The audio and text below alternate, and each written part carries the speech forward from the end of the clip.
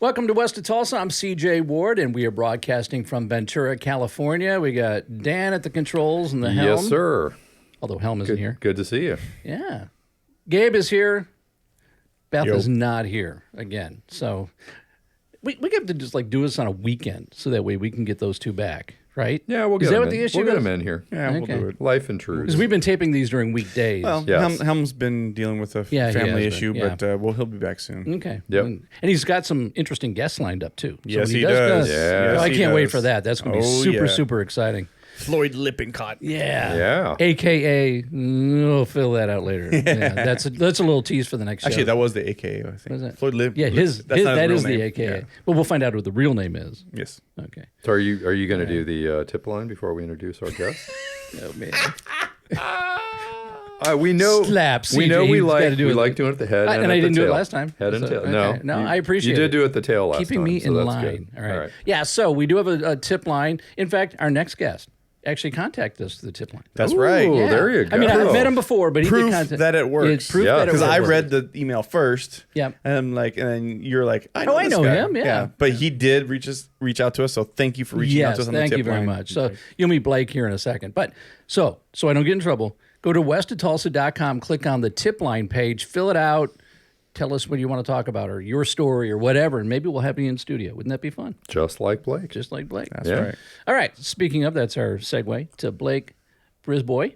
Yes, sir. Thank you for joining us. Thank you for having me. This is exciting. So you have a pretty fun collection, and we know we have common friends and all that stuff. But Yeah. you've got some really fun cars that you own, you're working on, and I try, yeah. I kind of prioritize joy and fun with my cars. so you're not so much of a wrencher. I mean, it's not like you wrench on these things. You probably I tinker used with to. them. I'm a pretty bad wrencher, So if you know your limits, I kind of know mine. And on some of my cars, I need help.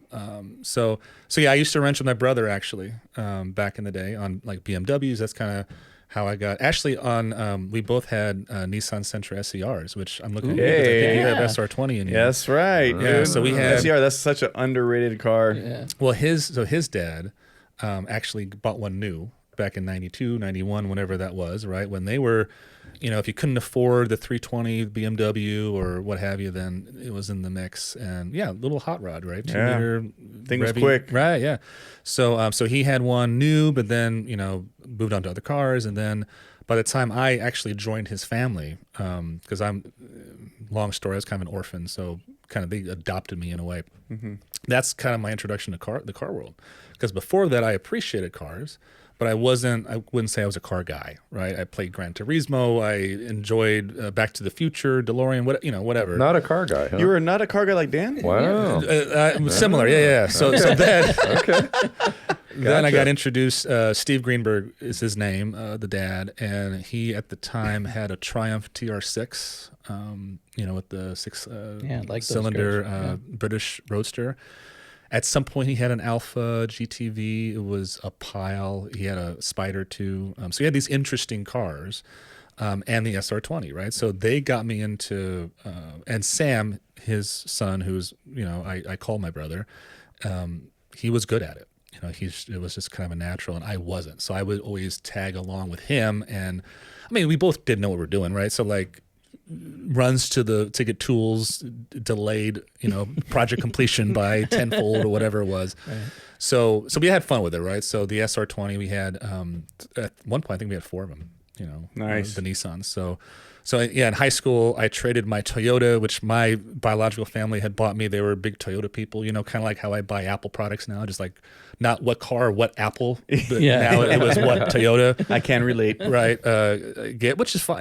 They didn't. It was a good appliance, a good car. So I had a Toyota Avalon, and I sold that, and then bought an SCR and a Chevy Impala SS. So I had my first collection of depreciated like contrast, which is I love in my collection or my fleet or whatever you want to call it or cars.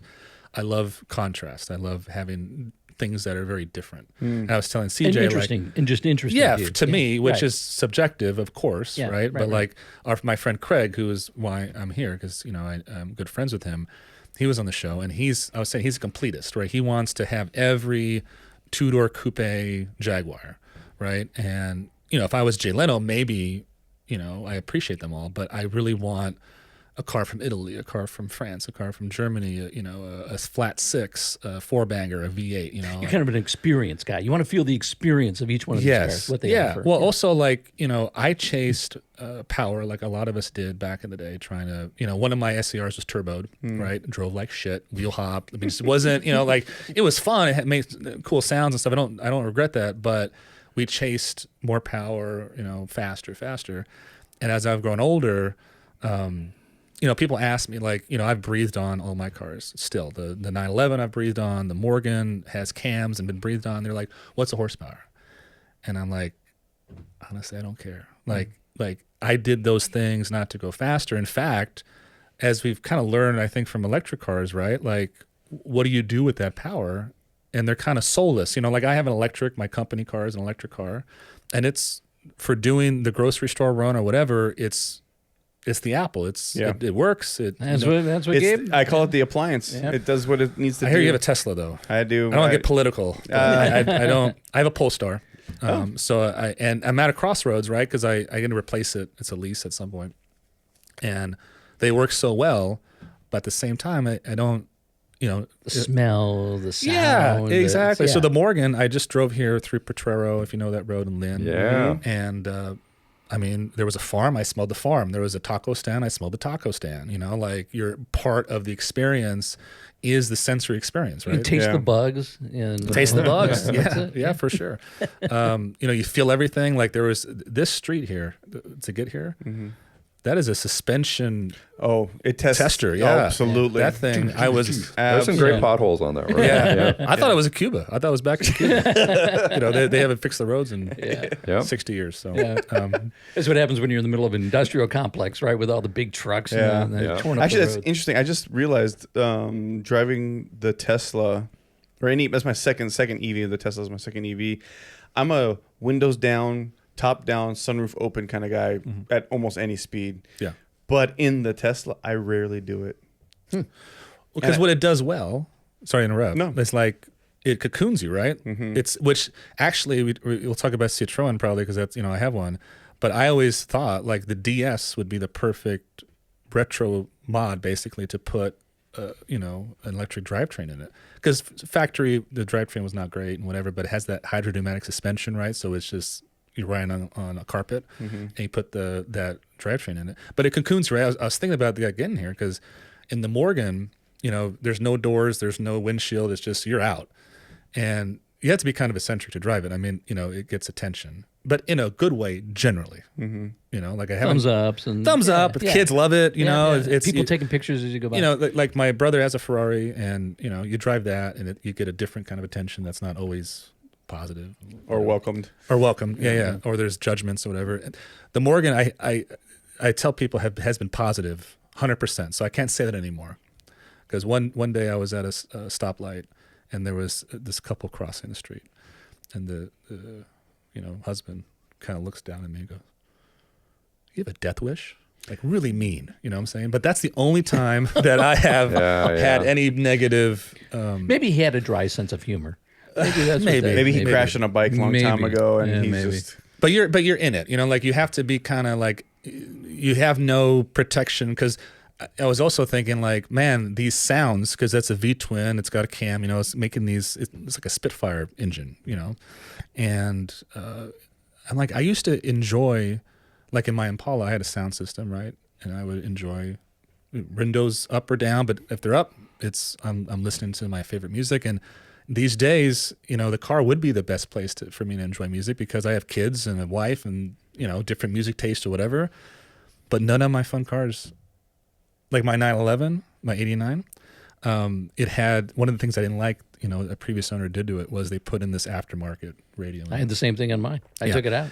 So I went to Marco the last time I went there over at TLG. Shout out to Marco. TLG, yeah. He takes, that car is dialed in. But one of the things last time I was like, I put it on for the first time, and I had the car for, I don't know, 5, 6, 8 years, whatever it was.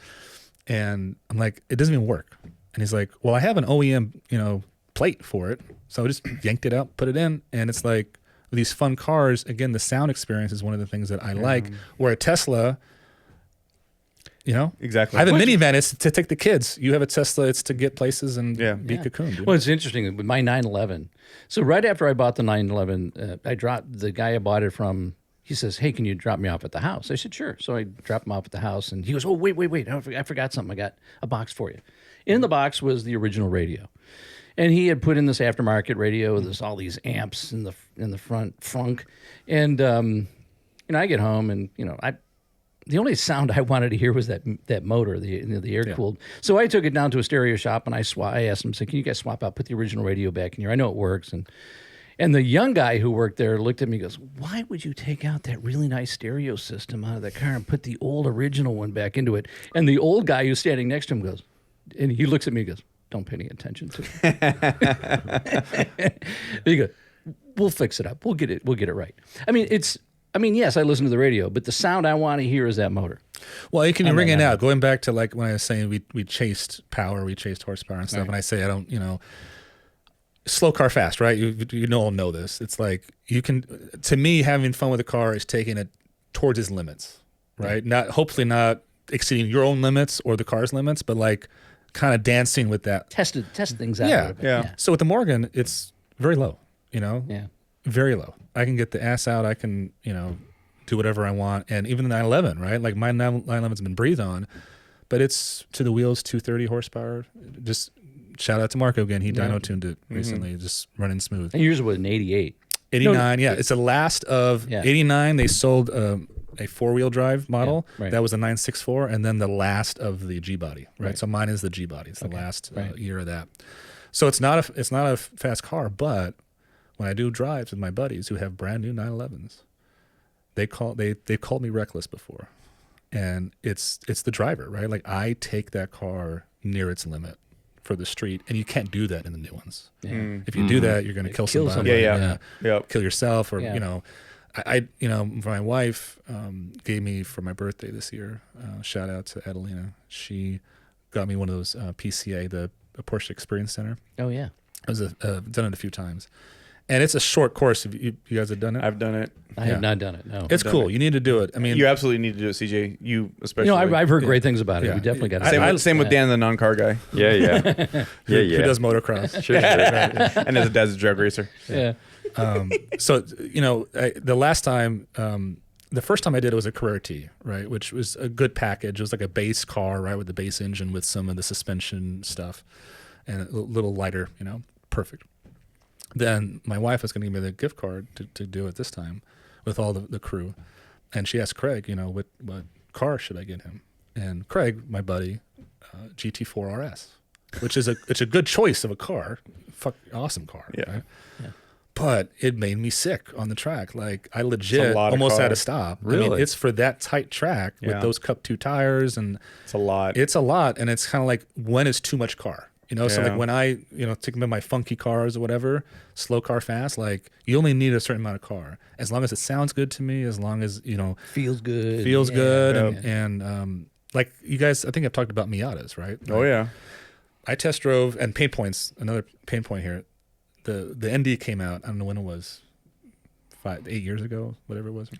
You might know. I don't know. Test drove it, and I'm like, this is the best car ever made. This is the most fun per dollar ever, I think.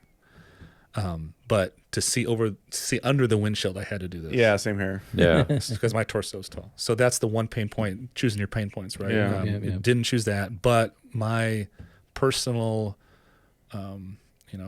pain point tolerance is pretty high, I'd say, because I have some pretty. You have a Morgan. That's Painful obvious. cars. I mean, I have a Morgan. I have a Citroen. Exactly. Yeah. So what other cars do you have in your collection how long have you had them? Which ones have like a soft spot in your heart? Yeah. Well, the SCRs, actually, I don't have them anymore, but I wish I did. I actually look on Facebook Marketplace sometimes because that level of cars, like that's where it is. Yeah. I would get one because actually my favorite Craig's car is his Toyota. Have you seen it? The Celica, right? Yeah. That's very cool car. I appreciate that. His it's high a school sweet car. Yeah. So yeah, I miss those, but currently I have a minivan, Kia Carnival, love it. And I have a Polestar, like I said. I have a 63 Alfa Romeo Giulia Sprint Coupe, 1600. Now, is that the one that when you sent us photos, it was looks like it was being worked on. They put the So motor that was on it? restored in Italy Okay. by a specialist there in 2017. And then that's my newest acquisition. I actually got that at Gooding and Company at the auctions this last year in That's a Monterey. pretty car. Well, it was kind of a color. moment for me because I'd always been at the auctions with my buddy John, and a car sells for $20 million or something. Everyone's clapping. Yeah. And I look at him like, why are we clapping? Like, what are we cheering on? Like, these cars need to be used. They need to be driven. They need to be shown. And the only way we're going to see this again is at the auctions in 3 more years when somebody else sells it again. for profit or whatever. Yeah.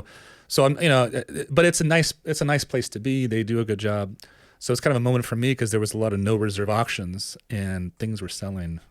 The market I could see was softening. I was like, oh, I've always wanted an Alfa Romeo in blue, and I always wanted GTV, but this one was the earlier Giulia, and got it. It was kind of. And what year is it? 63. 63. So I have that. I have the Morgan Pretty. three-wheeler, which I got new from Dennis over at Morgan West. Do we want to bring up pictures of some I of was these about to vehicles say, since we're talking the about Alpha. them? I think we have some photos of Yeah, this. So again, it if may you're- take me a sec to find it. That's but okay. hang on. I'll fill it in with a warning. Oh, well, there's the three wheeler. there's That's a three-wheeler. Yeah. So We're that's having part fun. of the Distinguished Gentleman's Ride, which is a nonprofit. The Movember Foundation does it all over the world. It's vintage motorcycle with dressed up, so you're in kind of period. Where is this? Yeah, from? where Take is that- Is that this? Culver City? That is Culver City. So what's Good cool eye, about that Dave. ride? It's a very slow ride, which is not as fun in the Morgan, going slow, but you get police escort. It's pretty neat. Oh, that's cool. as we Wow. go through. And there's other pictures. I don't have them here, I don't think, but there's like 200 motorcyclists behind me. So I'm leading wow. the And we should say, if you're listening on the podcast and you want to see these photos, go to You our need to- YouTube you need to channel. go to and- YouTube. And, yeah, YouTube. Go and what you do is when you go to YouTube, search West of Tulsa Show. Yes. Will pop up. If you go just West of Tulsa, you end up getting music videos or something Right. like that. So, Country okay. music video. There's. So describe what we're seeing here for those who are listening. This is just we've got he's driving his Morgan in Culver City. There's looks to be about a dozen motorcycles behind him. You You got a said big there's smile. about you said there was about 200. This ride, I think the first ride I did, I've done 2 of them. The first one was about 200. I think this one was a little less, but it was still over 100. Dang. That's pretty cool. That's pretty cool. Yeah, it's pretty neat. It was a pretty neat experience. For a good cause. So What is this? I saw this. I threw this in there because So- I'm like, so, what is uh, this? It's going to make you talk about it. this is my Citroen mechanic in Kentucky, David In Kentucky, no of less. Excelsior Motors. Wow. So the Citroen is another convoluted story, but I'm on my second SM, Citroen SM. So kind of my way into that was, part of my heritage is Cuban, part is French. And the French part, I thought, okay, I haven't had a French car. I've always looked at them. They're always interesting. They ride really well. And maybe my wife would actually drive with me in a Citroen because it's like super comfy. It's like a sofa on 4 wheels, right? Exactly. It's like- And I respected they were engineered very well. Mm-hmm. They're always engineer first. Overly complex, that's why they get a bad rap, and people don't know how to work on them, which I'm getting to. But one popped up, an SM, which was kind of the penultimate Citroen until they dissolved. And I don't know because you're a rotary guy, right? So I don't know do you know the rotary story with that? With Citroen? Yeah. No. So Citroen and NSU, the German company, right? They created a company called Com Motor. I think that was Com Motor, and they were developing together a rotary engine. And Really? Citroen was very methodical about it. They actually produced, I think, 600-700 prototypes. Really? And had people driving them and stuff.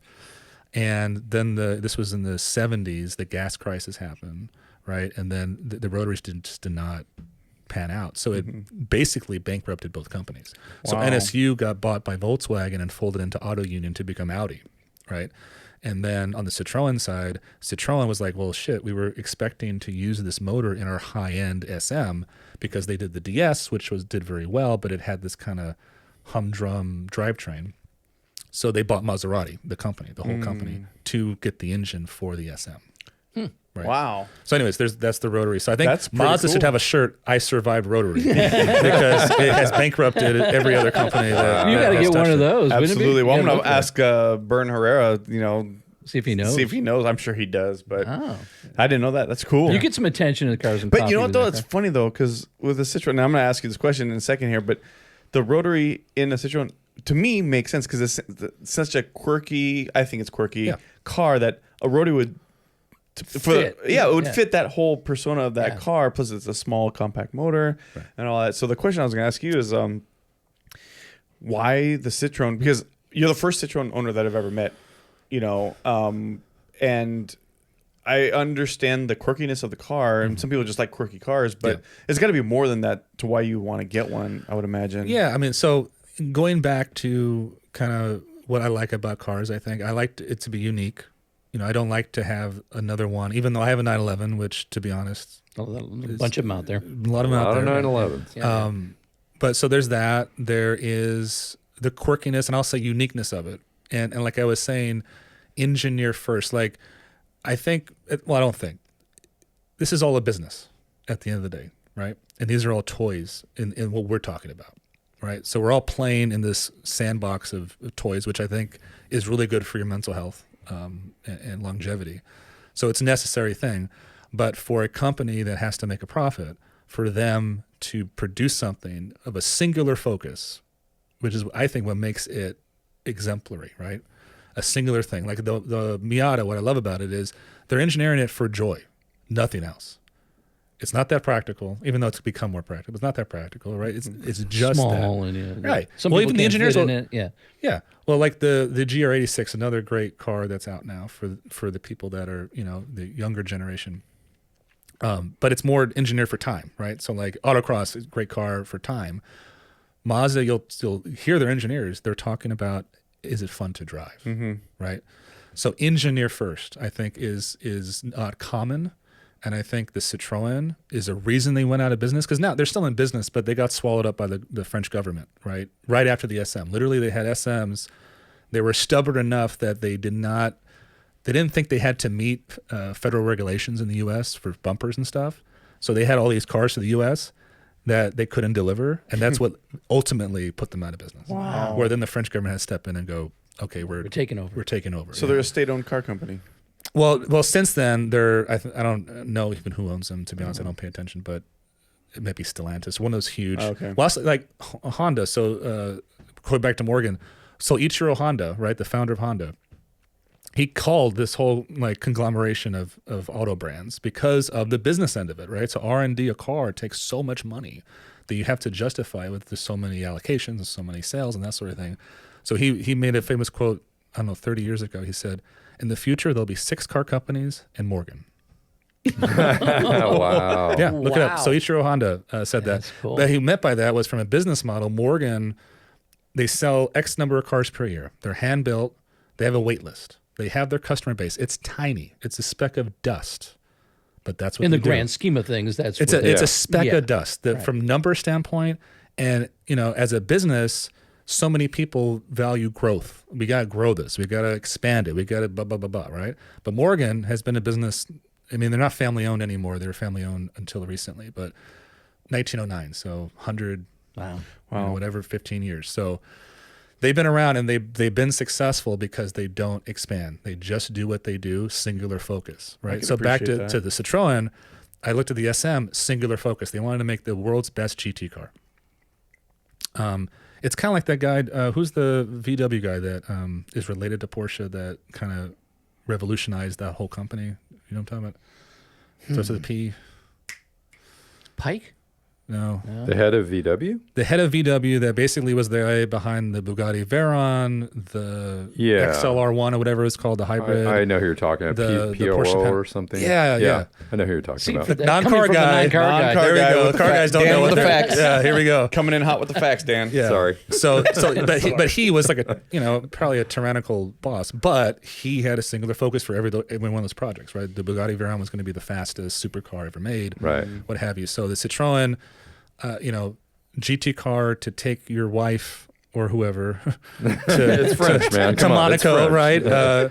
right? For the weekend, and that's what I wanted. I wanted a car that my wife would drive with me in, honestly, and because the 911 is lightweight, all the sound is, isolating stuff is stripped out, which I like. but my wife, doesn't. So, so that was the impetus. Did it work? Yes and no. So no, it hasn't worked. Not yet. So that is the there you go. That is the original one that I bought from a local museum It's on Bring a Trailer. Beautiful color. So it looked beautiful from the outside. Unfortunately, pain points as it were in our hobby. It is not restorable. So it has rust in places that make it economically not viable to do unless you're have some kind of. And what year is this? That's a 73. Oh, yeah, okay, So so it's one of 600. It's a 3-liter, Wow. 6-speed car. And pre any rust protection type. I mean, especially with and who knows where it's been in its. Well, the problem was I learned later it was a Canadian car. Yeah, there you go. So Eastern Canada. Lots of salt on those roads. Yeah. Yeah. So that one, even though it drove, honestly pretty well, I got some fun out of it. I shipped it to a Citroen expert out here in Santa Clarita that had bought SM World from Jerry Hathaway, he was the guy in the whole world. SM World was, he made a salt flat racer out of one twin turbo. Like, he was crazy, but he passed away. And this is kind of partly what I was telling CJ about what we could talk about today is really how the people that know how to work on these things, are retiring, passing away. Yeah. And the knowledge is not being imparted in part because they're not finding anyone that wants the knowledge. Yeah. And that's kind of might be a generational thing. And Well, that's a problem with a lot of areas in the industry, the hobby right now. Well, I have Hard to this find theory people. because we've talked about some numerous episodes about restoration trades, or just trades period dying off. And you said something interesting is that maybe people just don't want to know it. I also think a lot of people that were able to give that information, maybe let's call it 20 years ago, maybe even 30 years ago, weren't willing to do it. Because I think there's a lot of guys. That's how they kept It their was their customers, need. their It business. was their and need, now that right. they're too old to do it and no one wants to listen to them anymore, it's like too little too late. I'm just wondering if that's the case, because I know plenty of guys that didn't want to share secrets until later on in life. And I wouldn't be surprised if that's one of the factors. But it probably is part of it. In my experience, I haven't run into that as much as I have business owners and across trades. I'm a business owner, but especially with these car things that they cannot find help. To this day, right? So like there's an Alpha shop in LA. I've been on the wait list for a year. And it's because he can't find anyone to hire that wants to do the work or wants to even learn the work, right? David Hume, who now has my Citroen in Kentucky, he's wants to retire. He's kind of made that clear. His contemporary another David in New York, just sold his business, is restoring SMs. So in the States, once David's gone, there's JF in Santa Clarita that hopefully will take it on. But it's, I talked to David when I flew out to Kentucky, and he's like, yeah, there used to be 30 years ago, there'd always be kids that were interested, but now I can't find anybody. So I think that has been, as a psychologist that works with youth, up to young adulthood, I have seen a big shift in kind of expectations of a generation, right? And what they want to do and what they're willing to do and what they find value in.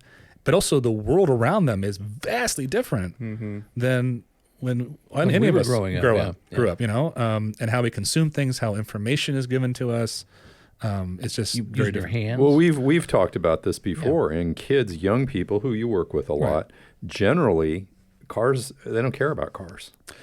A lot of them don't. A lot of them don't, yeah. My own kids, it's like they both have functional Japanese cars that run. Right.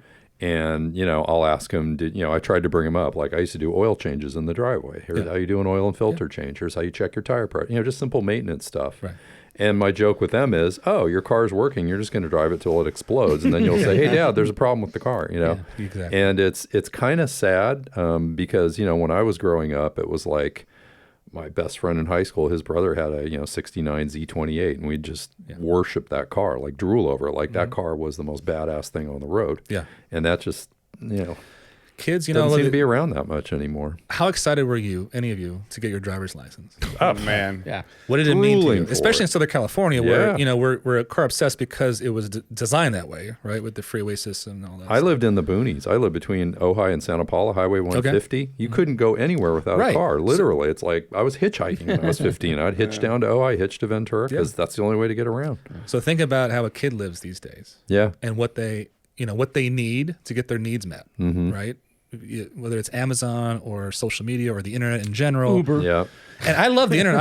I love tech. Yeah. But if I'm being honest, I think life was better before the internet. I 100% I think it agree. was. 100% You know, I used to go to agree. Tower Records once a Yeah, week. yeah, me too. When it dropped in the albums. Was it Tuesday? It was day of the week. Yep. Yeah. And you'd go there, and there'd be passionate people Yep. there that worked there. There'd be like people drawing and painting the album covers to hang on the wall, right? And then if you were a be a fan, line. maybe they would Yeah. give it to you later, you know? and That they knew were- the music. that knew the music, Yeah. that would expose you to different things. They were passionate about it. Yeah. Like you needed an auto part. There was an auto part store in Thousand Oaks, California. I forget the guys' names, 2 guys.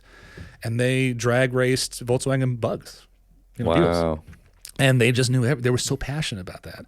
But it was a resource, right? And it Yeah. was a social connection. And we Yeah. are, at the end of the day, social creatures, right? Yeah. So like, Now it's all online. Kids do it online. They're gaming. They're in forums, you know. So just in more detail, tell us what do you do for a living? Monday through Friday, what's your main job? yeah. Well, right now I have a 10-week-old at home. So I'm that's a big I'm job a dad right right now, there. Yeah. but and a 6-year-old. But for my day job, I'm a licensed psychologist in California. My wife is a licensed marriage and family therapist in California, and we own and operate a treatment center for kids 10 to 25 who are depressed or anxious enough that they need a day program. So after school, you know, they're usually at our facility 12 to 15 hours a week. Most of the time, they're either suicidal or have made an attempt. So yeah, we're working with pretty acute kiddos. I also practice general psychology with less acute kids, and but yeah, I've seen shifts, and the pandemic did not help. Obviously these kids and this generation. So things have shifted so rapidly. I think we're kind of still catching up with all the change in just everyday life. Like to get here, I have my Google Maps, which I appreciate that. If you remember getting lost in the Thomas Yeah. guides, Oh, yeah. that was not fun. But it was a skill, I guess, that I don't need anymore, right? So how many of those skills are being lost by all the luxury that we have now? That's actually, you make a really good point. I just said this yesterday. My Tesla, it does some really interesting things with the tech where you don't have to do in other cars. Like when you slow down, like the single pedal driving, right? The braking, which is really convenient. And then the cross traffic alerts, sensors and stuff like that. You go from the Tesla to like my RX-7 or my RX-8 or even my 240. None of those features exist, and I forget sometimes because I'm just preconditioned. Yeah. I mean, the fact that I got to use a key to get into the car and start the car is, like, Yeah. wait. Oh my God. Like, yeah. The other day I was in the RX-8 coming to a stop sign, and usually I just let off the gas and it slows down, and I was like, whoa, whoa, whoa, whoa, and I was like, okay. And someone asked me, Eric actually from Spearmint Dino, he asked me, he's like, hey, did you get the full self driving? I was like, heck no. The autopilot enough scares me enough to like how convenient it is. I was like, I don't need it driving for me. Yeah. That defeats the whole purpose of having a car, to be Yeah. honest with you. So I totally can relate with that. When we were coming back from the Bay Area, so I'm driving and we're driving the Acura, and I look and we're stuck behind a couple cars, and I have to ask Gabe, is there a car up there in the slow lane so I can see if I can pass, if I have room to pass? And he's like, yeah, no, you got room, go for it. And then right after that, you said, now if we were in the Tesla, you'd be able to see all the cars and where they were located, and you wouldn't Yeah. even have to ask that question. Yeah. Yeah. And so that moment struck me as, oh yeah, okay, well that's Yeah, it's a cool. I look at the Tesla as an appliance. It's not a car. I get no feeling from it. If I drove it off a cliff, I wouldn't think about it again. I would never think about that car. I have no visceral connection to it whatsoever. I'm desensitized to it, actually, to be honest with you. It's like some of these kids that grew up. I got into cars because my uncle had a Ford Capri, and I thought it was cool, and he had an MG, and he had this and that. And I didn't know what they were. They just made noises, and like it's cool and it's mechanical, and I could play with it. Right. I had examples, to show me, you know. Yeah. And with my kid, I hope to do the same. Like, you know, let her, even if she doesn't like it, she can see the car, smell how bad the rotary smells. You know, you know. What's that? Brap, brap, brap, brap. What's that sound? It's, What is it's it? the brap brap. I'm not doing the brap, sound. brap. I'm not doing the sound. But One of these days I'll get you to do it. okay, thanks. after our whiskey show, maybe. Yeah, there we go. But I feel like maybe, and you know, you've deal with these kids a lot, because you know I have a 3-year-old, and I you know, concerned about her growing up in this day and age, right? And you know, we try to keep the iPad away from her and stuff, but you know, it's around. It's helpful in certain cases, but I also want her to go. I hope her mom's not listening to this. Is break shit and, you know, do stuff with her hands and go make a mess and, you know, camping and get dirty. Yeah, and dirt shower, and she loves grabbing worms and best thing for kids. Yeah, and she loves all that, which is I'm very thankful for. Yeah. Yeah. No, go ahead. No, but I was just gonna say, like, you know, with these kids, like, you know, I want them to, like, that's why I like doing the Cars and Coffee. I love when people bring their kids that can touch. and then when guys let them, I saw some guy this last Sunday, he's like, hey, he saw some kid looking at his car with his dad. He's like, hey, if he wants to get in there, you know, he can go inside the car. And the kid was just like, and I was like, man, that warmed my heart. I was like, that is so cool to let this kid go into your car so he can touch it, feel it, whatever. I'm like, man, that is so cool. And I feel like maybe, you know, because there was a period of time where I wasn't doing the car thing. I was focused on work. I was focused on things. And I'm, you know, if I'm going to be completely honest, I was like not a car guy like Dan claims he is. Sorry, Dan. Throw me under the bus again. No problem. But I felt like, you know, like there was something missing in my life, something tactile missing in my life, you know, and I was like, I never want to go back to that. Yeah. You know, and I don't know, maybe these kids growing up are growing up without that. Their dads aren't. You know, that's a good point, because I mentioned it's like toys. I mean, it is. Right. And I mentioned that play is an important thing in someone's life. Right. Like early pandemic, my wife is half Nicaraguan, half Iranian. And so my father-in-law is from Iran. And he looked at, you know, these people. Everyone was taking walks all of a sudden, you know, just around the neighborhood. He looks around and he goes, all these people, they're not going to want to go back to work. He said they're getting a taste of this type of life. Yep. And they're not, because, you know, America is our culture is very, what's next? Yeah. You know, how do I, and there's other cultures that have, you know, more recently been through maybe more things or what have you, that, you know, have more of a connection to, I don't know how to define that, but you know what I mean? Mm-hmm. You know? So I think at the end of the day, for me, what I have to remind myself with cars is they're just objects. I mean, they're just physical things, right? So what's cool about them isn't the preciousness of it. And again, I'm you know, I get there sometimes, but like to let the kid go in the car, and like that's gonna make that kid's life, right? And it should make your life. Like, yes, that's the thing that, you know, I love taking drives. The thing about preciousness for me is key. Like that SCR, it was precious to me in the way because it was my high school car, but I rang that thing out. I mean, I drove it. You know what I mean? Yeah. And then when I get a car and it's too precious to me, where I'm hindered from doing the things, letting the kid in the car, driving it, whatever, enjoying it, then it's like, what is the point of this, right? I feel like that's my biggest, my only pet peeve in cars in general is when somebody has a car and they don't want to drive it or too afraid to drive it because of they don't want any blemishes or they want it to be perfect. I'm like, that's not the reason to have a car. That's why I don't understand. I understand collector cars, but it just irks me that someone would get a car and never drive the thing. Now, if it's a business thing, I get that. You're not a car person. You're just a businessman. But if you have a car to collect it, I'm just going to have it and show pretty. And then the worst thing is when no one knows that car exists. And it's hidden away. And it's hidden away to rot. Yeah. And next thing you know, I got to get rid of it. And now you've ruined the car and no one knows about it. And it's, you know, it's just like, it just drives me insane. Yeah. You know, if you have a car, drive it. I like the psychology of what you're talking about, because this is one of the things we've talked about is the next generation. I mean, why? I mean, why are they not gravitating toward this like we did?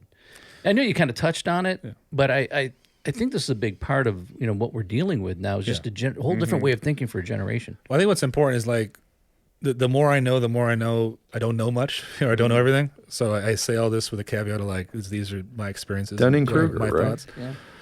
And, you know, like I said, I think kids are less, they need it less as far as the transportation aspect, what it meant to us, which was freedom, that is lost in a way. and how the world is. I also think that, what kids find accessible about community. So like when you say cars and coffee, like a cars and coffee to me is honestly not my favorite thing unless the people there. Yeah. I'm hanging out. It's a hangout. Yeah. Like if I go into Montecito, I'm going to a parking lot, but if I see CJ, I see CJ. Yeah. Right. And his car, whatever, we talk about the car. Yeah. It's something about that. And usually we stand around not always talking about cars. We're talking about other stuff. Of course. That's right. Right. But the impetus is we're here for that. We're Yeah. this is what binds us together in a way. Right. And I think with a certain generation, they find that in other places. And again, when I say the information, and again, I'm not trying to demonize tech because to your point, my daughter plays Nintendo Switch. We have fun with it. So it's not, this is the world. Yeah. We have to find a way, I think, as a culture to harness these things in a way, but also be a little bit timid and apprehensive about them too, or at least aware of them. Mm-hmm. Right. Now, do you think that? I think I've been on this planet long enough to know that everything is kind of cyclical in some form or fashion. It's cyclical. Sure. Do you think that this younger generation that you've just described, all of a sudden, at some point, may go? They go There like is a hipster? freedom out there. What's that? They go hipster. Yeah, go hipster. Yeah, there you go. Yeah. There is this freedom out there that we should experience. Can you see the younger generation kind of seeing the light and going, I've been trapped in this world and I need to see the rest of the world and have this freedom. Do you think that'll happen? Maybe for some, I think some will poke through. If they have the right mentorship or the right circumstance, for sure. I've worked with some youth that I'm like, you have chutzpah. I'm not Jewish, but Yeah. you know what chutzpah means? Like Yeah. it just like this energy, right? Yeah. And like you don't know what you're doing, but you're not afraid to try. Yeah. Right. I think going back to preciousness, I think a lot of kids are intimidated by, someone else can do that, right? Because everything is so automated. And again, the world they live in, information is flooding at them 24/7. We all have supercomputers in our pocket, right? Mm-hmm. Like we don't need to be bored anymore, right? Yeah. So for a kid to do a task that requires sustained mental effort and is difficult and is not easy to master, from survival, from a biological standpoint, that's not something that's rewarded. Yeah. Because where's my fix, right? Yeah. Like if someone goes to David in Kentucky and learns the Citroen, the SM, which is engineered like a freaking plane. Literally, one of my shout outs to Roland, who is another buddy who just came out of the woodwork because I bought a Citroen SM and found me. It was like, you need to know what you're doing with this car. So to this day, we have a support group text string with two other guys across the country with SM. So we all have more than one because that's the thing. But anyways, the community brings us together, and David in Kentucky, if he got someone, a kid that for whatever reason somehow got to him, it would take 10 years to learn everything that they need to know. And that's the crisis that's like here. And it's coming. It's not immediate. Yeah. But kind of. Yeah. Again, I have an Alfa Romeo. A year. For the youngins, it's not the satisfaction of learning Correct, it. yes. They're not going to wait 10 years. They need that immediate satisfaction. Right. And then they're not going to get paid well because they're being taught. Yeah. Right. And it's like, well, where's my pay? There's just different circumstances culturally that combine into this idea that there's a lack of that apprenticeship. Yeah. We've had enough people on this show now. Your show 33, so we've got like 50 hours of this of talking to people about car stories and their cars. And one thing I've noticed is, and you guys have noticed this too, are guys from New Hampshire. That's a father-son thing. Vivian, who was sitting in his chair 2 weeks ago, that was her dad. Right. It's got to come from the parent. There's very few hardcore car guys where their parents hated car. There's a few. Some people rebel. I listened to Adam Carolla. That's how he was. His parents were nothings. They were zeros. And he's like, I like things. And that's why he's into cars and races cars and so on. But I've seen this over and over in the guests we've had in here. Ryan, him and his dad. Yeah. They're car guys together. And it's like, that seems to be the conduit. And even my dad was a drag racer, like back in the day before he had kids. He died 2 years ago when I was putting together his memorial stuff. I had a picture of him with this 56 black Chevy Bel Air, jacked up and everything, probably 400 or 500 horsepower car. I'd never seen him with that car. and it was probably 5 years before I came around. So Yeah, it's you're right. it's kind of like that is where I think a lot of it needs to come from. It needs to come from not necessarily parents, but family. An uncle who's into cars, an aunt who's into whatever. Exposure to it. Yeah, I think that's a big part of it. You make a great point, Dan. But this is a question that I have for you, since you deal with so many of these youth on the other side of the coin, because the few young people that I've run into, they always seem timid to ask a question. They don't want to ask me. They're afraid to Tell anybody that they know they don't know the answer. Yeah, or even just ask a question, or even just make eye contact with me, Yeah. you know.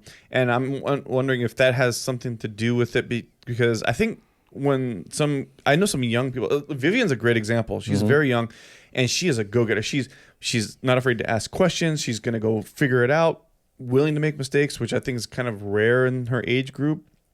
But I'm just wondering, are they if they're afraid to ask the questions? Because if they asked you, CJ, if they asked me, I'm going to answer them, and I want to help them. Sure. And I mean, I think, because I have 2 daughters, I think part of it is the social anxiety you're talking about.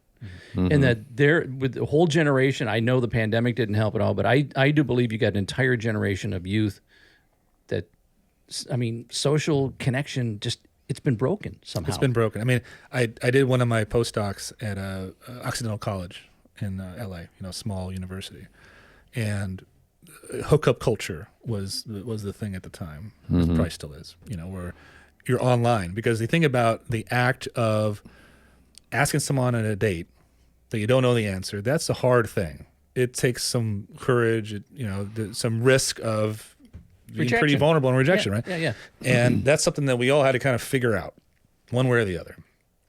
You don't have to figure that out anymore. It's an app. You know what I'm saying? And again, the app solves a pain point, but what's the outcome at the end of the tunnel there? Like for these kids, it was, it's all about sex, but the sex is unfulfilling. yeah, And I wish I dated. I really want to date.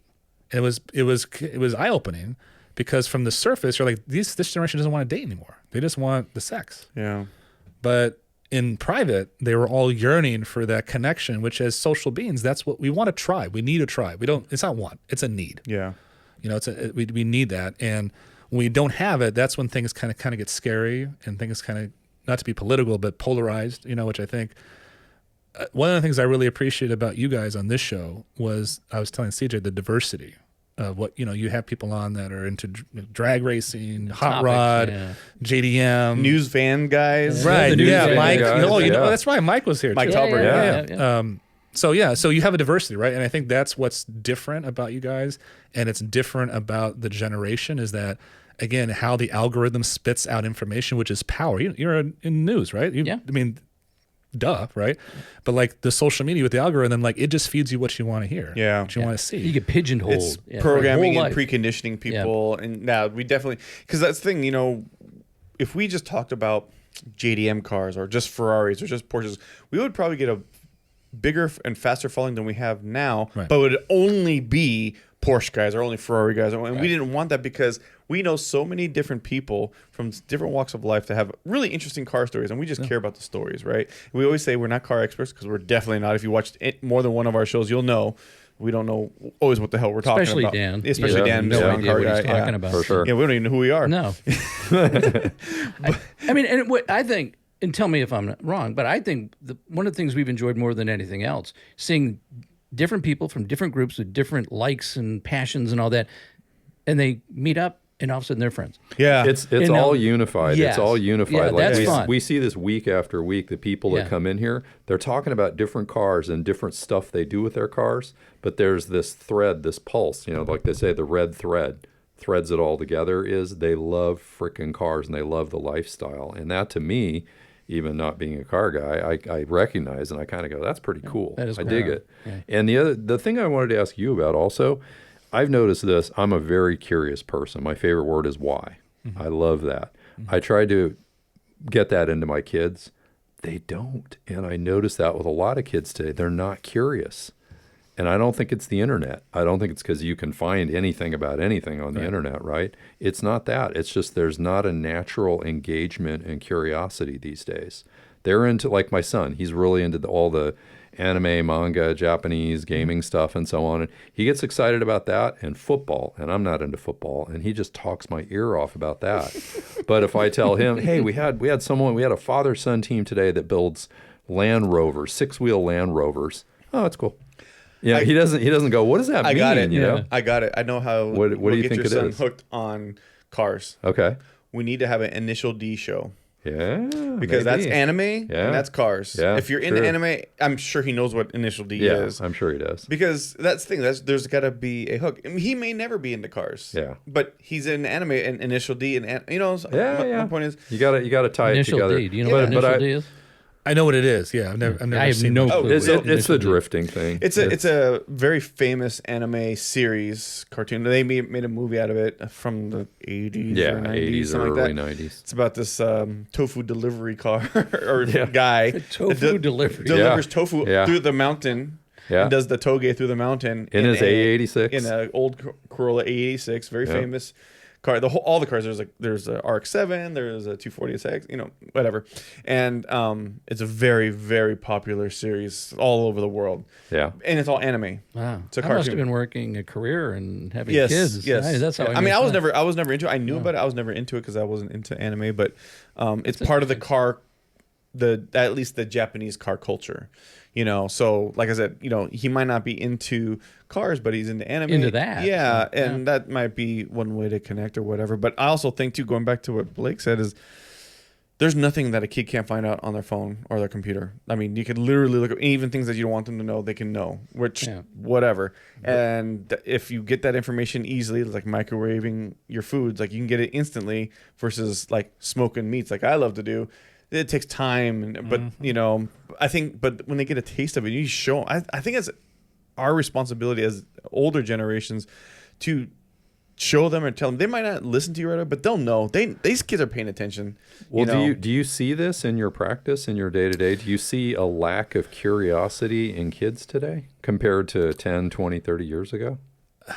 Let me think about that because I think I have. I don't know if I'd use the same word, curiosity, but Or engagement, maybe. Or my company is called Engage, actually. There you go. Okay. Engage Therapy, but yeah, I mean, even when I look at my industry of therapy, psychotherapy, right?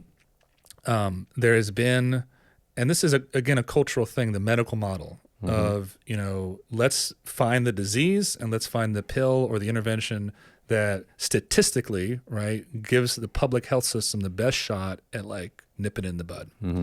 I shouldn't say nipping in the bud because nipping in the bud implies that we're proactive about it. Right. Because that's not. That is saying we're waiting for a disease to happen. You're reactive. Reactive, correct. Right. And that's our medical model, and it makes us very good at certain things like cancer treatments and stuff like that. I personally think not as great at preventative measures. Sure. Right. So I think what we're talking about is in a way preventative, right? Is looking at, the suicide rate is up by 40 times. Why is that? Wow.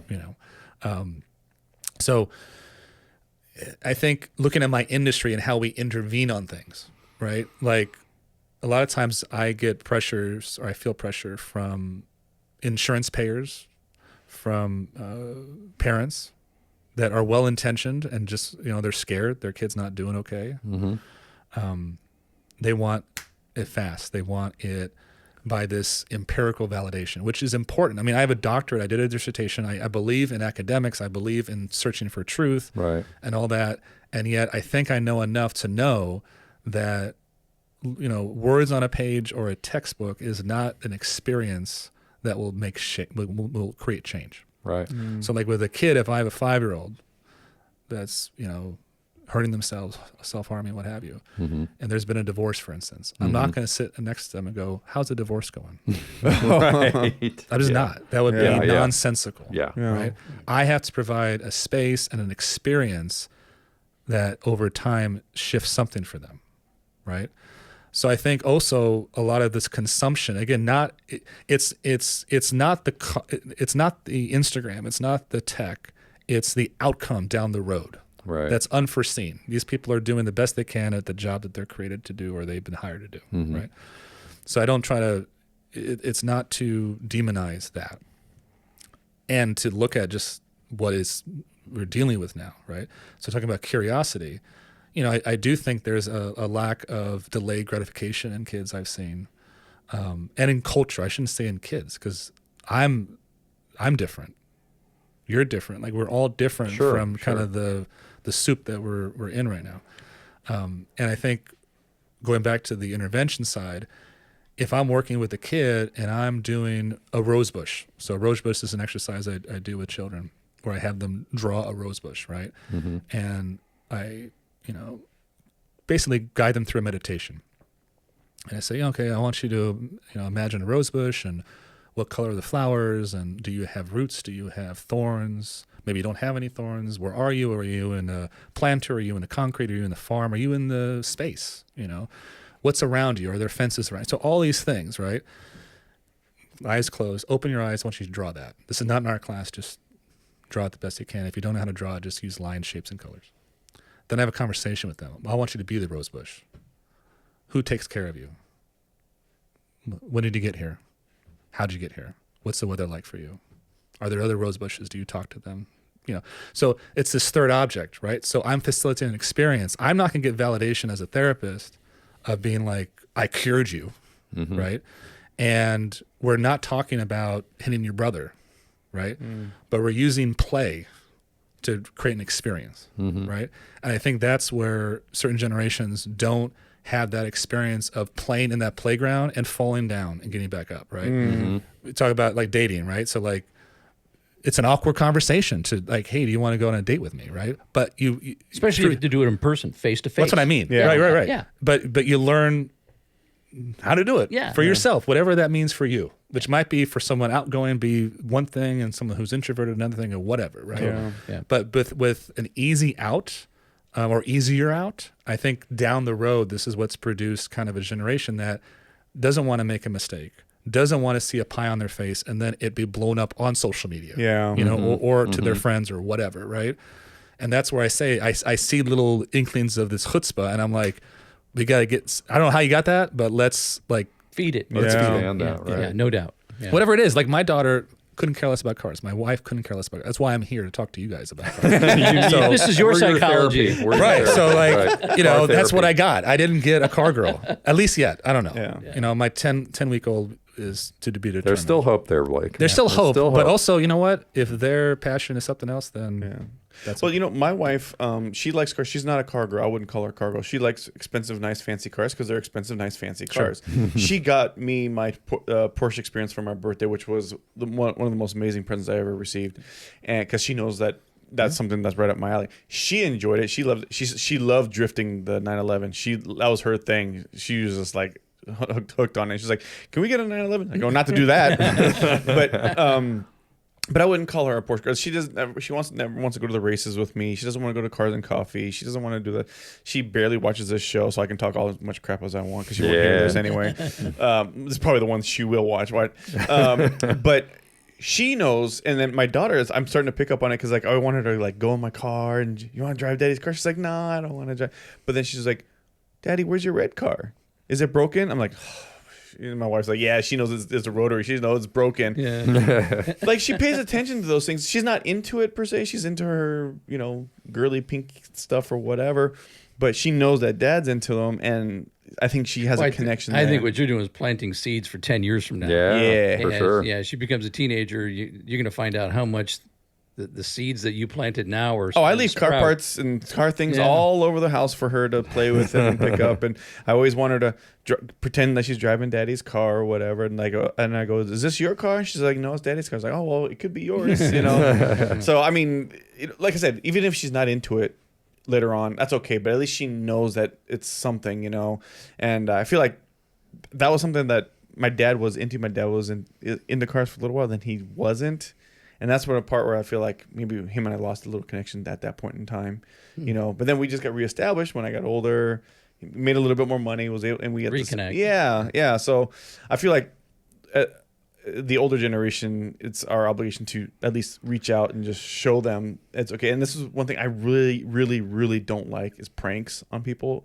I hate it. I absolutely hate it. I have friends that send me prank videos all the time, and I absolutely hate it.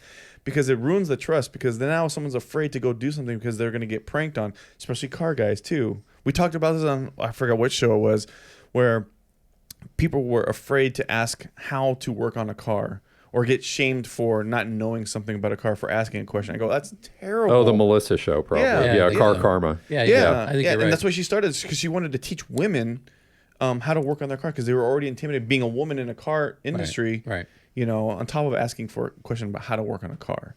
You know, I think it's up to us, especially if we know this information, to share it with them and be welcomed. The questions are welcomed. You know, I mean, go back to the psychology. I work at a TV station, and a lot of the people we hire, really young producers, young reporters. Mostly, I would say the producers we've been hiring, people behind the scenes who help, do the technical direction. I'd say they're probably, a lot of them are in their early 20s, whatever it is. One thing I have noticed, probably for the last at least 5-10 years, they don't like to make eye contact. They won't even say hi to you unless you say hi first. Mm-hmm. And this is not just a few of them. This is pretty much all of them. It's like a whole generation of, they're almost afraid to make eye contact. I don't know what it is. I mean, is that part of what you're seeing? Kind of. I mean, look, I think they did a study a long time ago that for every hour of basically being on a device, you lose about 20 minutes of face-to-face interaction, right? On average. The screen time went from, I think in the early 2000s, like 4 hours a day. Do you know what it's at now? 10. Got to be 6 or 7 I don't know. at least. What, 12? Really? Wow. what? 12? So basically, All day. your waking hours, a good chunk of the majority of it are on a device. Right? Yeah. So if you think about practice, if you believe in practice, right, and you're losing 20 minutes for every one of those hours in a youth's adolescence, where you're doing difficult things. You're going through middle school. Who liked middle school? Right. It was awkward, right? I mean, you were learning you were going from kid to adult, and you didn't know the difference yet. Yeah. Right.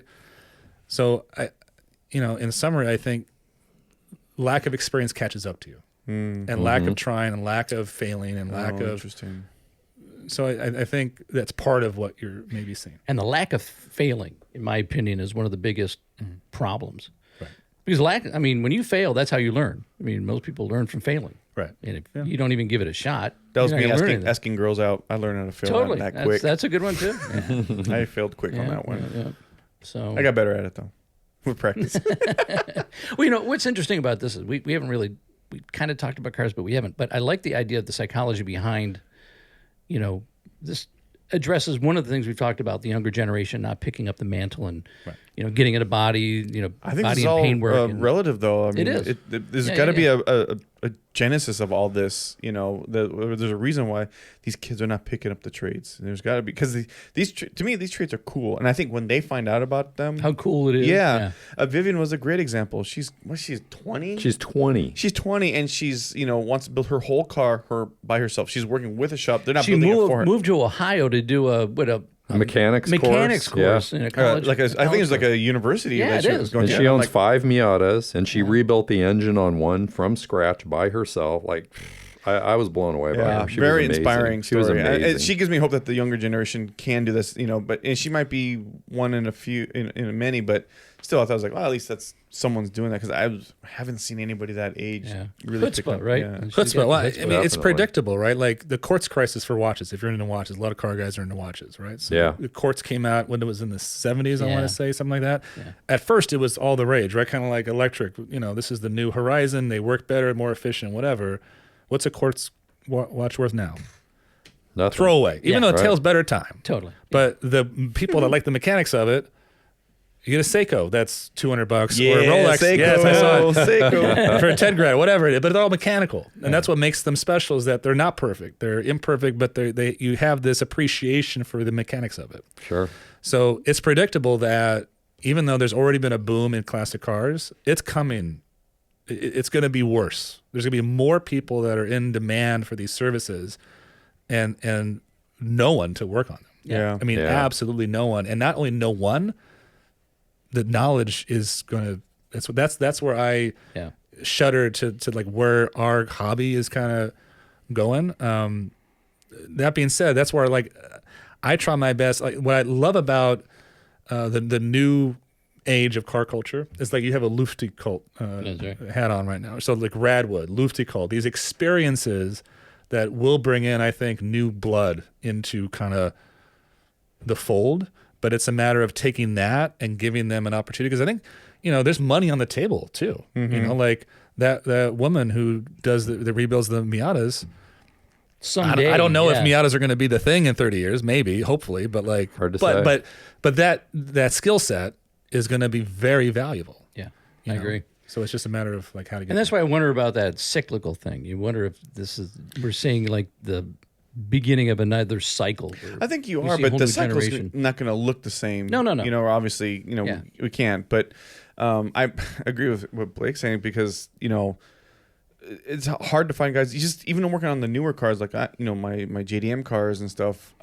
It's hard to find somebody. One, that's competent enough, and two, that even wants to do it. I'm literally on my race car. It's taken so long because I had to beg people to wire up the car, literally beg them to do it. And I wouldn't say this to them, but I was like, I'll pay whatever you ask to for me to pay, but they still don't want to do it for whatever reason. Maybe because I'm not famous or they're not going to get any clout with, I don't, whatever the reason is. And I'm like, what the heck? And then luckily I come across Eric and Dustin. They're like, do we want to do it? Yeah. Granted they're in their 30s, but still I'm having a hard time finding the right people. That's why I didn't want to work on cars for a long time because I can't work on them because I got a company to run. I would imagine you probably don't have as much problem if it's, hey, imagining hooking up to a computer to look at specs or something.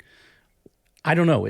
That probably is not a problem, right? If you want to find somebody just to hook up to a computer and I know see what's going on internally. way more 3D scanning, 3D printing, 3D designers in the car world than I do actual fabricators that can actually do the work by hand. Yeah. It's great that they could do model stuff on the computer and send it to a machine and the CNC machine cuts it and prints it or whatever.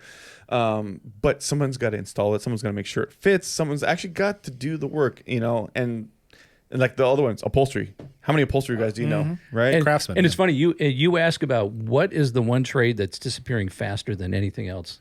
Almost every time I hear upholstery. It's upholstery Really? and body shop and body shop. any body work, I think, Yeah. because it's even the body people that are here now are like replace a part. They're Yeah. Well, the new part. They tell us shoot it's it. all insurance. They want to do the insurance Exactly. work. Well, they don't want to. They don't want to like do something custom and cool. And a few of them do. A But big hodgepodge of comments is our post that's gone probably the most viral is what Dana Newquist was talking about the loss of restoration trades. Yeah. And in the comments section, it is like it's wild. I mean, We got 350 comments or something. it's probably more by now. Yeah, probably is. But the thing is that you got people on. There's guys that work for insurance companies, body shops, home guys arguing all these points, and they're all like valid points. But at the end of the day, you have to want to do that stuff. Yeah. You can't just. The money just won't let you survive. Yeah, you can turn it into a business, but if you're talking about restoration trades, well, it's a job of passion, like Bruce Terry. We have Bruce Terry here. Yeah. I don't know if you watched that episode with the platypus, Bruce No, Terry and I Danny. missed it. It's a car ostensibly that he's making out of an antique plane. It's crazy. It's a crazy project. everything's hand shaped. But Bruce and Terry is formed his metal. fabricator. We went over to their shop. It's actually a couple miles from here. And Bruce made a 2,000-pound English wheel, if you know what an English wheel is. He made his English wheel. It's huge. It's like as big as this whole area I'm sitting in here. Yeah. And he made that so he can English wheel these body panels. And you see him. To exactly what he wants. Yeah. That's Yeah, what- because he didn't like the ones that were out Exactly. there. And we ask him, we say, Bruce, what are you? How would you describe you? And he says, I'm a sculptor. That's what he is. Yeah. He's not a body guy. He's a sculptor. Yeah. And it's true. He can legitimately say that. Because I called him a metal fabricator, and he's like, but every panel on that car is hand rolled on his English wheel, and the contours are wild. I mean, everything's Beautiful. It's Art Deco kind And he's of willing to looking. teach too. He did classes and stuff Yeah. like that. So I don't know Yeah. if he's still doing it or He wants still to does, do it. But yeah. He still does. I was like, oh man, we need more of these guys before they They leave us. Yeah, right? yeah. So we got guys. I think there's guys willing to teach. I just think people need to be more vocal about it. Having this conversation, I think, is a good thing. Almost nobody talks about this stuff, which sucks. Yeah. We need to talk about this stuff. And we're not a very big voice, at least not yet. But at least it's out there on the internet. It'll live there forever. So if somebody on their device could be listening to this or watching this, going, "Hey, maybe I can make a difference. Maybe I can go do that." You know. Speaking of which, we should get back to Blake's photos because we're running an hour and 10 here, and we've only looked at 2 photos. Okay, so sure. let's go through them real quick. One of them, I think, the ones we haven't seen yet are there's another one of the Citroen. Am I saying it right? Citroen. I say Citroen, but yeah, I've heard it a bunch of different Citroen, ways. Yeah, whatever. Citroen. You know, Citroen. I don't say my Depends name if you're American or Parisian. European. Yeah. Yeah, so this is this is the rear view of the SM. This is the original SM that I had that is traded in now for a different same year model with David Hume in Kentucky. And some of the other pictures, like the one you had up before, was his part stash. Mm-hmm. And what I learned, I spent 3 days with David in Kentucky, and he, I was talking to him about the car, and I'm like, this guy's an engineer. He's not a mechanic. Like this guy, because that car, the hydropneumatics do not just run the shocks or the dampers. The headlights turn with the steering wheel. That's cool. Which for developed in the 60s was quite a thing. Yeah. That's all hydraulic. And he was explaining me these ceramic disc in the hydraulic lines, and it's like when my buddy who works for Intel talks to me thinking I'm an engineer. And I'm like, I'm not. I'm a psychologist. I'm trying to hear you. I'm smart, but like I can't follow. You know? Right. And the brakes run off of it. And actually, when you were talking about your one pedal driving and going into a different car and kind of the muscle memory, the Citroen, the SM, the Citroens had a bulb for a brake. I don't know if you've seen this. So you have the gas pedal, here where it always is, the accelerator, and you have the clutch, but the brake is on the floor, and it's literally a bulb. Really? And it's the hydraulic pressure, and it works once you figure it out. But at first, it is scary as hell because you're like searching for the brake. So like, where's the brake? And then you touch it like you would with the pressure, and you come to like a so you have head in the windshield. You have to feather it with the ball of your foot, kind of thing. So you have to learn how to drive the car. Yeah, so that's the thing. So Citroen was engineer first, and it was stubborn engineers, man, which I appreciate. I'm a stubborn guy myself. So they did things always different. They did not care about, this is how everyone else does it. And when you do a test drive, you're like, what the heck is this, right? So it's no wonder it didn't sell but yeah. I've seen the bottom. I don't know if your model has, but have you seen the inboard brakes on Citroens? It has inboard brakes. It's amazing. The aerodynamic efficiency of it is actually better than your Tesla. Wow. The brake disc and cylinder is inboard of the car. It's not out on the wheels. It's like in the body of the car. It's crazy. It's the craziest thing I've ever seen. And it's actually in the transmission. Reasons. So there might be a picture I sent of my drivetrain out of it at David's shop of the new one. That's the Alpha Giulia. There's the Alpha. That's a beautiful car. That's at my brother's wedding. I think that's all the Citroen. I was about to say, those are the only two I think that we loaded up. Okay. Yeah. Well, there was others I sent, and he has the drivetrain now because he rebuilt it. And the transmission, it's a front-wheel drive car, so it's kind of like, your father-in-law's old Tornado. Oh, right? Yeah. Front-wheel drive, it didn't have a V8. It had, at the time, a 2.7 or a 3-liter V6 to get across emissions in France. So in France, I think it was taxed if it was over 2.8 liters or whatever, which is always what happens, right? Like a luxury tax kind of thing. Yeah. So they cut 2 cylinders off to make it, but it was still a powerful Maserati engine, front wheel drive with those inboard brakes pretty much attached to the transmission. So it's crazy.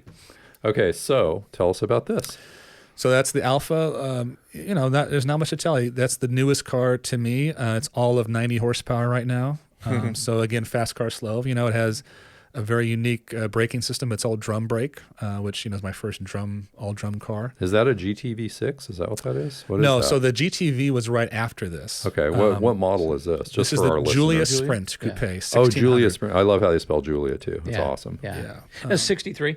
63. 63. So this was towards the end of the line of the Giulia before the GTV came into existence. It's a 1600, like I said. So it has a little upgraded. It has a 5-speed in it, so pretty ahead of its time. It's a pretty car. Really a pretty car. A Bertone design. That's the engine back in Italy being restored. Looks like a brand new engine. Look at that. It's very clean. And talking about craftsmen, so try to get your carbs rebuilt these days. It's very Forget that. Or someone that could even tune them. Right. Yeah. Putting it in or taking it out. And there's that guy. I don't know if he's still doing that. That guy. Oh. And this is in Italy. In Italy, yeah. Okay. Did you ship it over there? No, so I bought this at auction. So Okay, this was okay. already, All right, restored. got It was, Oh, but it was at a collector bought it in Florida, has all kinds of motorcycles and Italian cars. I didn't drive it. Wow. So it's a fresh restoration, essentially from like 5 years ago, 6 years ago. So Now, this is it being painted? painted. Yeah, Is this the final color? It ends yeah. up in? It's called Bluette. Bluette. Bluette. Beautiful. In fact, it looks like they're kind of polishing up after it's been Cleared. Yeah. Yeah, bodywork is. I do not like doing bodywork. Bodywork, it's hard to find good tedious. people. Yeah. Beautiful. I think that's all we have. Yeah, I think only that's it have, for the- I only for the- have like 7 or 8 stills here, so there you go. Yes, if you pull up any of the, because I sent some Citroen ones if you put it in later, but David's shop is amazing because, again, he's an engineer at heart, I think. He was going to go into law, actually. Really smart dude, University of Kentucky. And then someone said, your passion are these cars. Why don't you? And his father had an SM. So, there's this thing in Japanese culture called ikigai. Have you ever heard of it? I've heard the word. I don't know what it means. So I'm going to mess it up, but I'm going to do my best. So it's a Japanese term for life passion, basically. So it's like a Venn diagram, like, what are you passionate about? What does the world need? What are you good at? And what can you get paid for? And when you find something that Kind of matches all those things, Yeah. then you don't retire, which means you live longer because you don't need to retire because you're good at the thing, you're passionate about it, the world needs it, and you get paid for it, right? So why would you retire? Right. We're just missing one out of this show right now. We're just missing one thing out The of that. pay part? Yeah. Yeah. We'll keep it going. When we get there, Yeah. game on. That's right. Yeah. So like, with David, he found his ikigai, right? Even though, so talking about generational thing, I think when I work with young adults, right? A lot in our culture, a lot of times they're looking at, what's the highest esteemed job? What's the highest paying job I can get? What's How the quickly, easiest, yeah. whatever, all that stuff. And I try to, incorporate these other cultural ideas like ikigai, which is like kind of different. So like, if you want to make chicken wings and you're really good at that and you're passionate about it, maybe you're a Michelin-starred chef doing chicken wings in Tokyo, which happens. Yeah. You know what I'm saying? But like you wouldn't find that on a list. It's like a Forbes top 100 whatever of careers. So I think David found that. He's been doing it ever since. He owns, it's a farm that's been in his family since like the 1600s or whatever. Really cool place.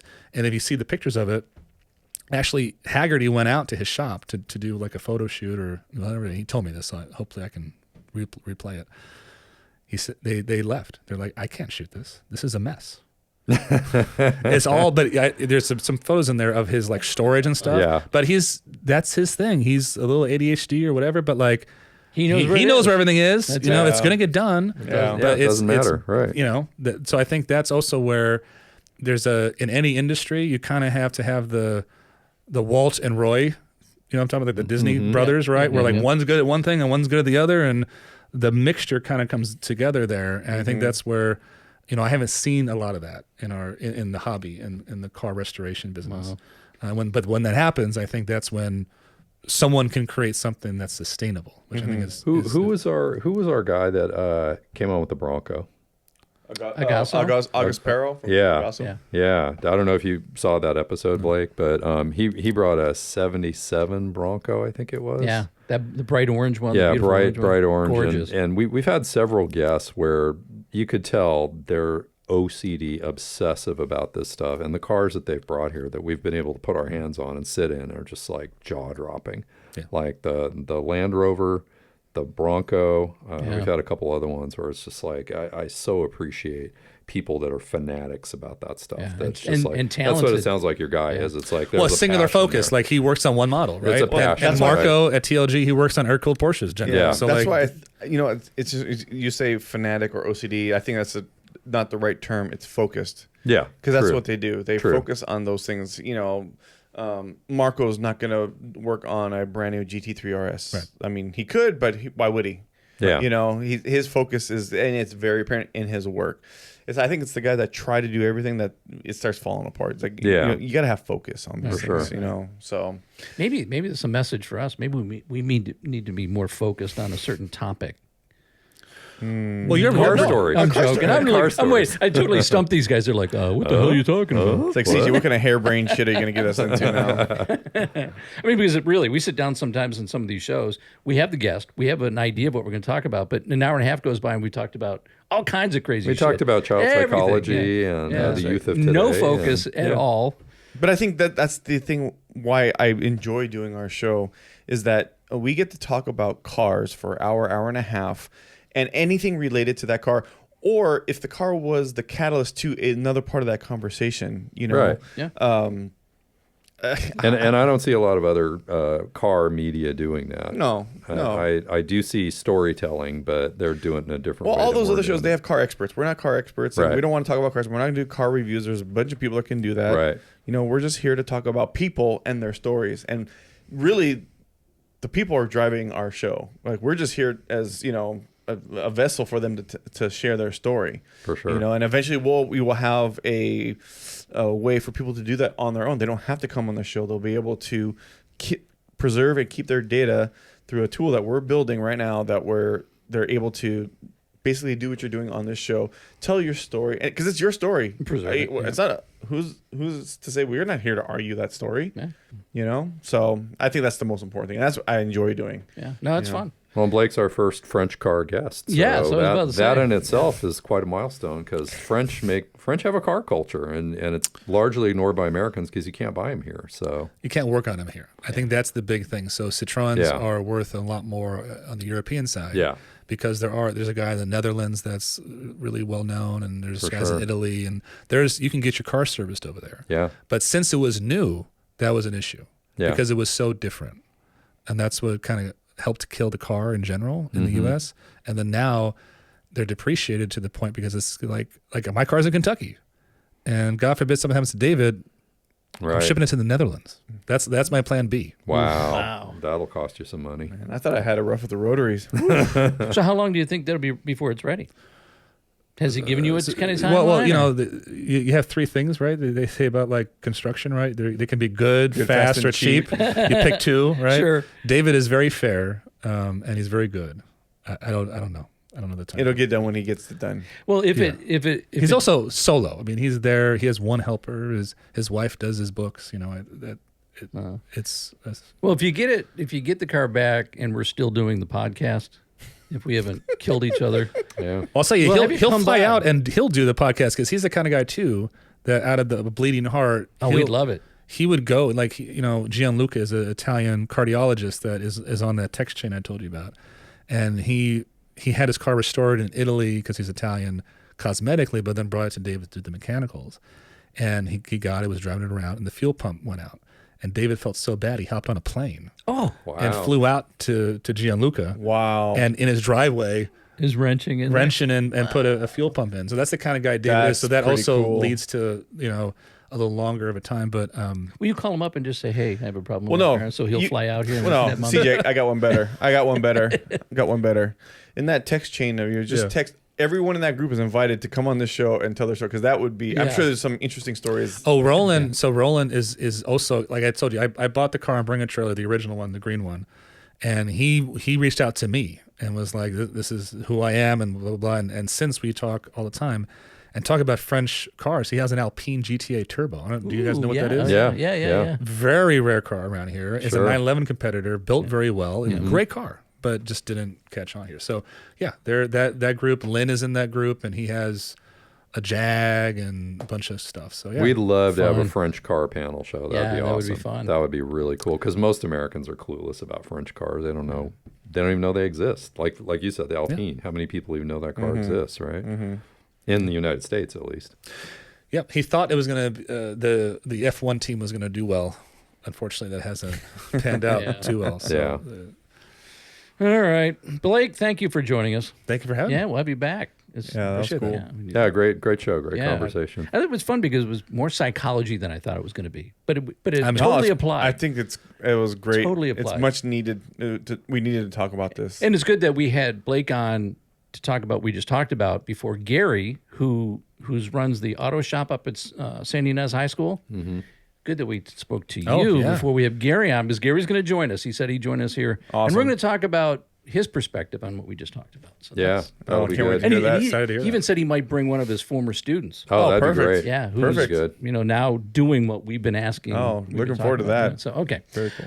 all right. So please like, follow, subscribe. We have our YouTube. Channel. Thank you. And go to our website, westtulsa.com. Click on the Tipline page. Fill it out like Blake did, Yep. and you'll join us in studio. Maybe you have something interesting to talk about. Maybe you have a great collection. I don't know. Maybe you have a French car. Exactly. All right. Exactly. Thanks for watching, listening, and we will see you west of Tulsa.